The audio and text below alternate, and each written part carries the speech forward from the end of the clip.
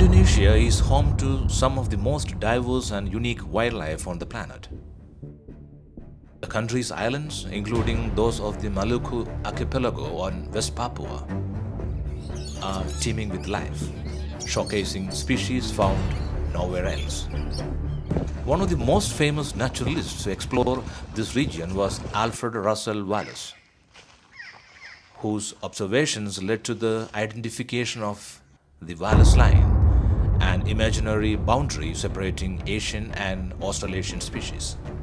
This biodiversity hotspot is renowned for its stunning birds of paradises, known for their vibrant plumage and mesmerizing courtship displays, making it a must-visit place for wildlife enthusiasts and bird photographers alike.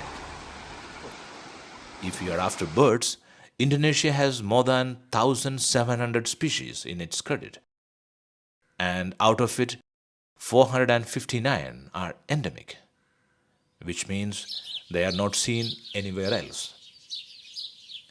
Welcome to Pali Planet, your channel for adventure travel. This episode is about amazing birds and wildlife of Indonesian archipelago, especially in the Moluccan Islands and West Papua. We kicked off our expedition from Jakarta and went on island hopping, photographing and filming many amazing wildlife, including birds of paradise. Our first stop was the island of Ternate in North Moluccan Island. It is a volcanic gem in the heart of Indonesia's Spice Islands. Just a 4-hour flight from Jakarta, it was historically known for its rich reserve of spices, which once made it to the center of global trade. Upon landing, we immediately headed to the northern Molucca pittas site, where the elusive bird graced us with his presence shortly after our arrival.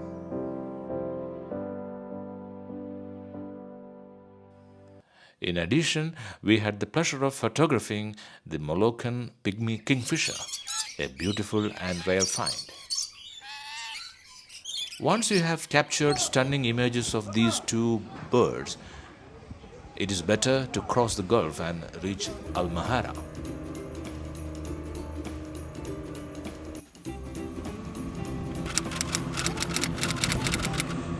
Halmahera Islands, with their dense tropical forest and rich biodiversity, are a hidden gem for nature enthusiasts. These remote islands are home to some of the world's most unique species, including the elusive invisible rail and the striking Standardwing of Paradise, both of which are endemic to the region.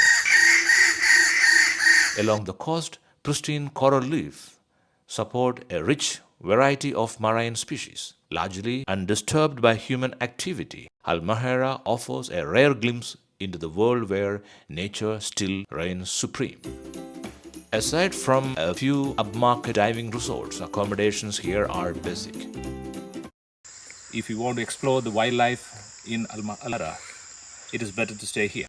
We started our trek to the display site around 2:30 a.m., carrying packed breakfast and filming equipments. The Standardwing performs its ethereal display at dawn. The display started around 5:30 a.m., challenging both the camera systems and the photographer's skills alike due to low light conditions. During our 3-day stay, we also photographed kingfishers, pittas, and many other forest birds.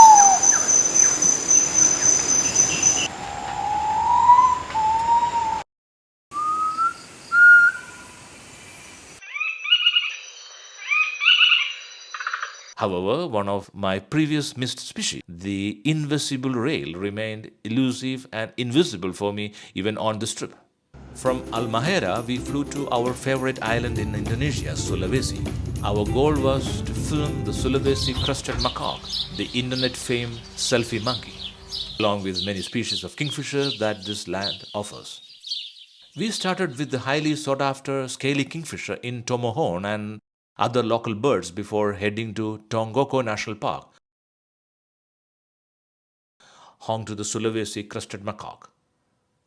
We spent quality time with the troop and also photographed many mammals such as the cuscus and tarsier.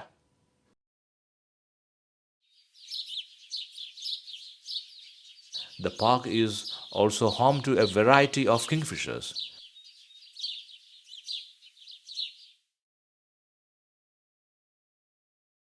And another famous resident is the flamboyant knobbed hornbill. Sulawesi is also known for species like maleo, satanic nightjar, and purple bearded bee-eater. We spent 2 nights in Sulawesi and saw all our target species, a solid achievement. After Sulawesi, we headed to the province of West Papua, the Indonesian part of the island of New Guinea. We flew to Jayapura, a border town on Indonesian side of New Guinea island. It is in a different time zone and we had a stopover at Sorong. This is one of the most remote parts of Indonesia. Jayapura's surrounding areas used to be excellent for birding, but in recent years, logging and habitat laws have shifted birding activity to the Nimbokrang, a sleepy town about 2 hours drive from the Jayapura airport.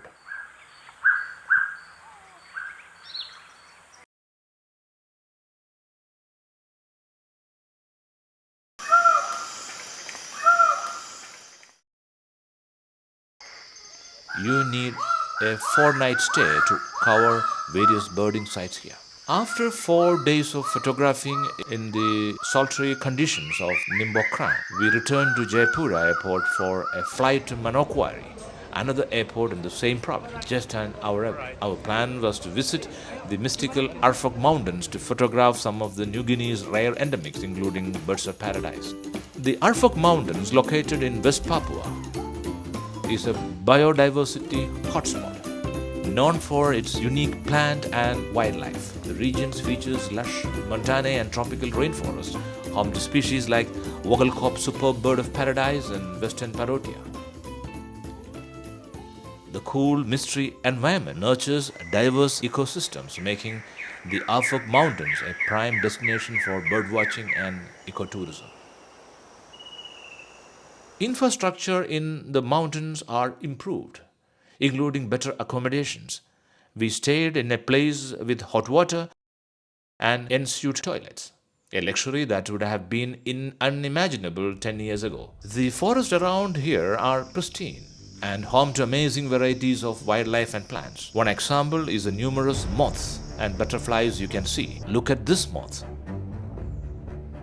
It is even prettier than a butterfly. This is a banana plant, as large as a coconut palm. Naturally, its banana are also big, though they are not edible for humans. Despite the rain disturbing our first 2 days, we managed to see all our target species. We descended from the mountain ranges as happy explorers. We spent 4 nights in Arfak Mountains. On the 5th morning, we drove back down to Jayapura airport to catch a flight to Sorong, our last destination on this tour. Sorong is a port city with a rich colonial history. Upon arrival, we took a 2-hour catamaran trip to Waigeo Island. Waigeo is a popular driving destination. The birding was grown since our last visit in 2016. Our main targets here were the red bird of paradise and the one and only Wilson bird of paradise. We have seen many other birds and plants and made friendship with many local people, all of which will give us lasting and cherished memories. Everything is changing here, and it's happening fast. Thank you for watching.